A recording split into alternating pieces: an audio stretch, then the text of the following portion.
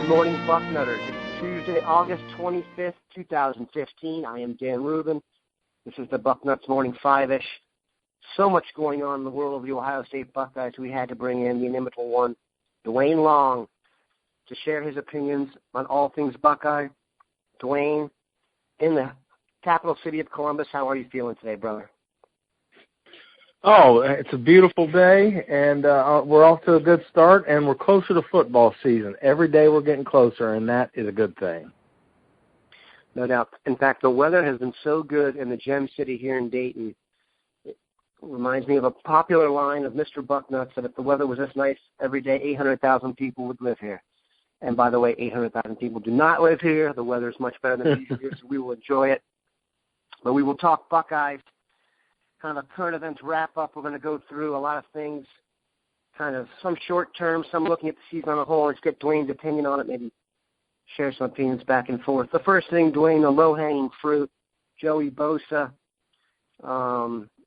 There was some concern after he was photographed at Ohio State being a student. I've said this to people off the grid here.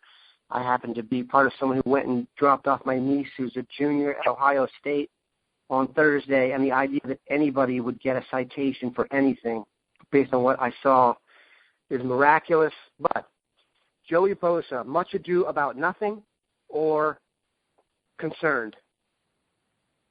It's much ado about nothing. College kids got drunk. Oh, my Lord. Let's alert the media. If Joey Bosa, how many kids could they have arrested that night? And they didn't even arrest him. They just said, hey, dude, it's time to go home. And that's what cops should do. Cops shouldn't be out there arresting drunken college kids. Come on, there's better things to do for them. We're tying up police, and we're, just leave the kid alone. He wasn't driving. I just don't understand all this fuss about this.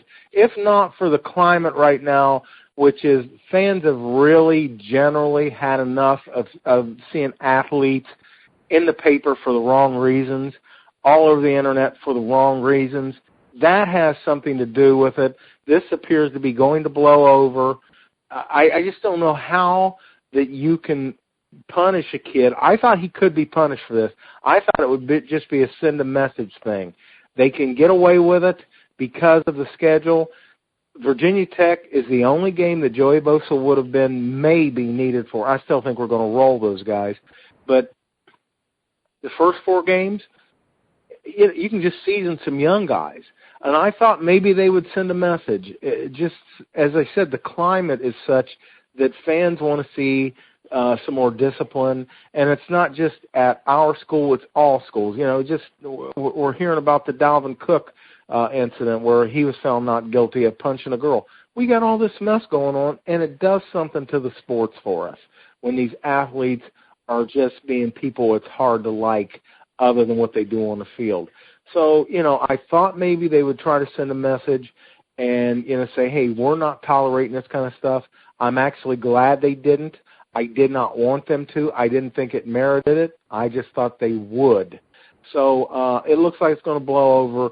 No more suspension. He's got to be careful. He can't keep doing this kind of stuff. It's eventually they're going to have to say, okay, just a general you're messing up. You need to get the message you need to set or something because something's not working.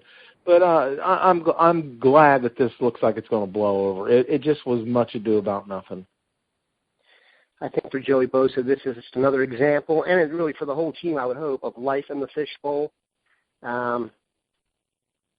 We were talking off the air a little bit about the Cooper era. Back in the day, not everyone walked around with a cell phone camera and could have your picture on Twitter.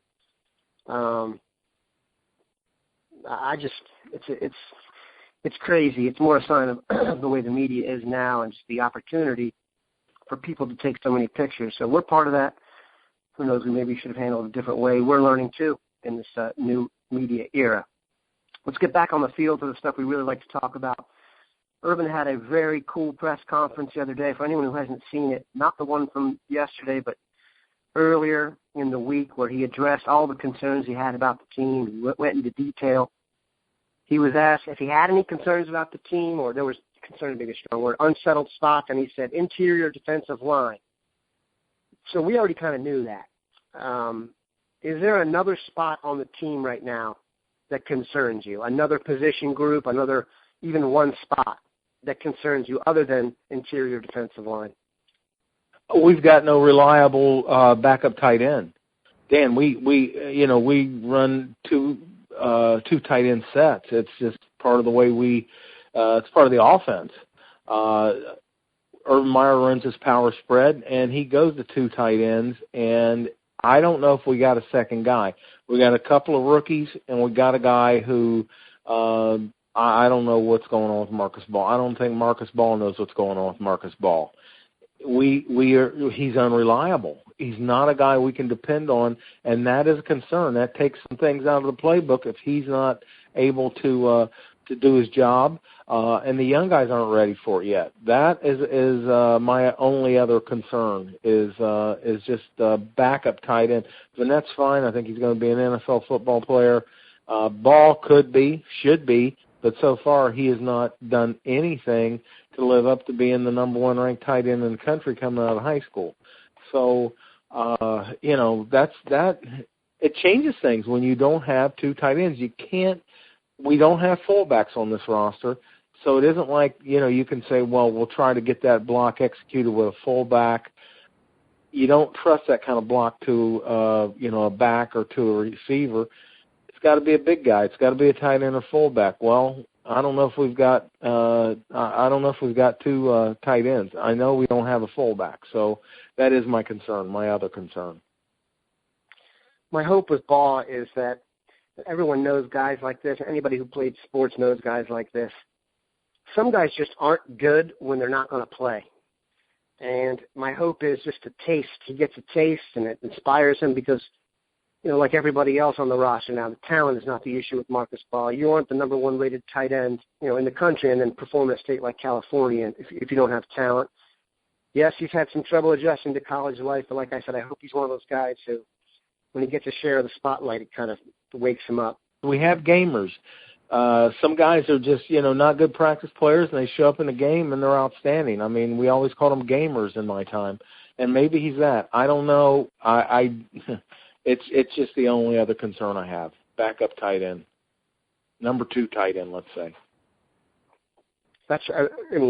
Keep in mind, devoted listeners, when backup tight end is the biggest issue on the team, you're number one in the country. So that's good stuff.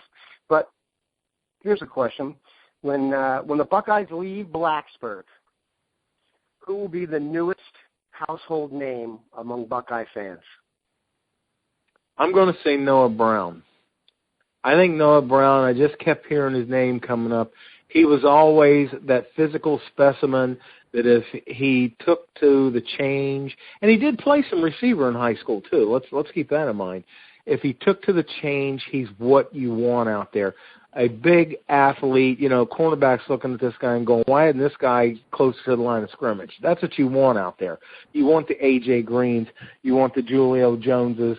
Those just big old guys that are just going to go up against cornerback and take the football away from them. And that's what you have in Noah Brown. It's been a transition. You're coming out of a high school where he's the guy, he's running back some, receiver some, and now he's going to be asked to run routes. He's going to be asked to read defenses. It's a big change. He would have started that a little bit in high school if he had played receiver full-time, but he was just make a play guy. And now he's finally coming around. He's a big receiver. I also got to say Michael Thomas. This is a guy I've been a big fan of for the longest time. I think is the number one receiver now instead of a guy that is not a primary receiver, even though he led the team in catches last year. I think with him being the go-to guy out there, I think he could have a big year. Go to the NFL early kind of year. He's got the size the NFL is looking for, may not have elite speed, but I think he's a guy that could decide to go early if he has a year I think he's going to have. Wouldn't surprise me in the least. Of anybody coming out of last year who's been slightly underrated, it's probably Thomas. What I love about those two, Thomas and Brown out there, those are some physical, strong receivers. I don't know if they're the 6'5" types to take the top off the defense, but in terms of blocking downfield and battling, tough physical corners day in and day out, getting off press coverage. I love guys who are big and strong in a short passing game that can create that immediate separation and kind of box out. So very much looking forward to those dudes. Wanted to get your final word on this. Dave Rebson of the Big Ten Network, of course, the Big Ten Network has made their tour, doing the Scarlet and Gray days, obviously, for their network on the Buckeyes, which is great, but they also have been on campus recently. Dave Rebson tweeted and said as much that the Buckeyes are the most physically impressive team that he has seen in their 9 years of camp tours. Based on what you're seeing from this team, how far do we have to go back, or you can kind of put this in perspective any way you want? When was the last time Ohio State started a season with this much talent on the roster? I would have to go back to, I'm trying to remember the year. Ohio State lost to Michigan State, got upset. It was a John Cooper team. I thought they were the best team in the country that year, just absolutely loaded with elite talent. 98 maybe? Yep. I would have to go back to that team and say, look at it's just it's half an NFL team here. That's what I would go back to. That team had the entire defensive backfield, elite guys. It was just a really dominating football team. And nobody else came close to them. And they're leading that game, the Michigan State game, at the half. So that's the last time we've seen just so many kids. And now I would say these kids are even better. You look at them and people come away that actually go to, photo day and all this. They're going, these guys look like a bunch of bodybuilders out here walking around, just well-conditioned, big, athletic football players. I think that this is going to be the standard. Here's the bottom line with this, Dan. I don't think Urban Meyer is really hit full stride yet with this team. I think this may be his first year when he's really saying, okay, now this is where we want to be. We either go up, we never drop below this level. I think he's just now getting his talent level up where he wants it to be. I think things tailed off a little bit. Jim Tressel's guys, everyone knows my attitude about Jim Bowman. His last offensive line class, well, we're not going to talk about that. There was just a little bit of laziness, and I don't want to say that that's all there was to it. Jim Tressel just didn't like playing. He didn't like to get in there and throw elbows. Urban Meyer will.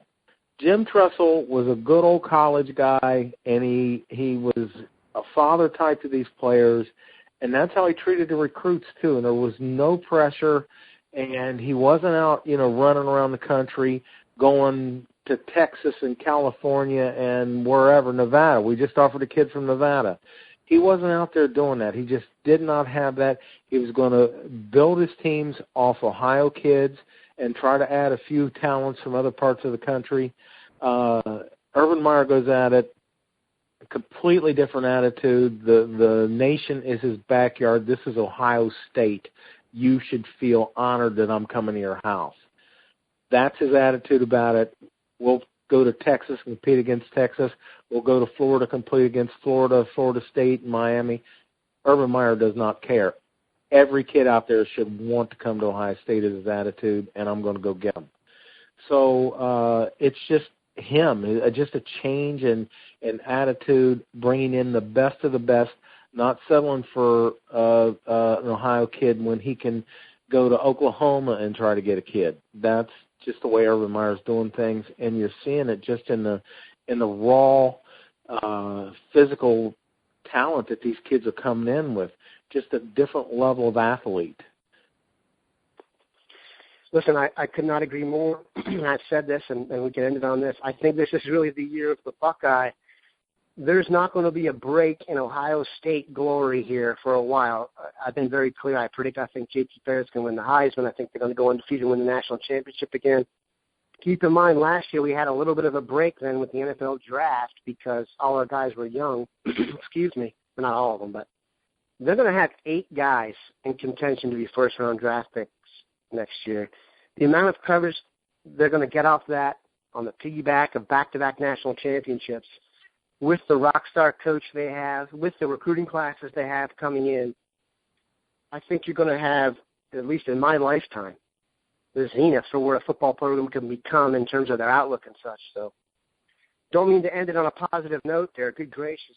We've been spreading sunshine like it's our job, but we're just telling the truth. We appreciate Duane. Duane's going to be taking a little break the rest of today, and while today is not his official birthday, we're going to send him out with a tribute to Duane from the Ohio State Marching Band. Duane, enjoy your birthday celebration, albeit a week early.